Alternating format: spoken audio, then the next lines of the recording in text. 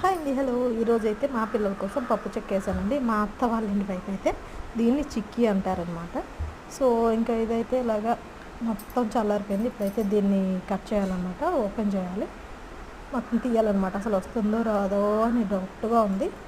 ఇలాగ నిజంగా చెప్తున్నాను కదా, అలాగ నైఫ్ పెట్టగానే ఇలా వచ్చేసింది. నెవర్ ఎక్స్పెక్టెడ్ అండి అసలు ఇంత బాగా వస్తుందని. కానీ నీట్గా చాలా క్లీన్గా వచ్చేసింది అనమాట. నేనైతే భయపడుతూ ఉన్నాను ఎలా వస్తుందో ఏమో అని చెప్పేసి ఇది.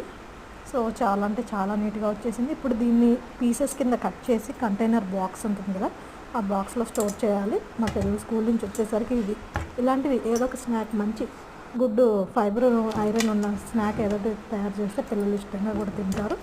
ఇంట్లో ఫుడ్ మనం ప్రిపేర్ చేస్తే వాళ్ళు బయటికి అయితే అస్సలు వెళ్ళనండి. నేను అందుకని ఇంట్లో ఫుడ్డే ఆల్మోస్ట్ ప్రిపేర్ చేస్తుంటాను. ఇంకా ఇవి ఫ్రూట్స్ వస్తాయి కదా, ఫ్రూట్స్ బాక్స్ అనమాట, దాంట్లో స్టోర్ చేశాను.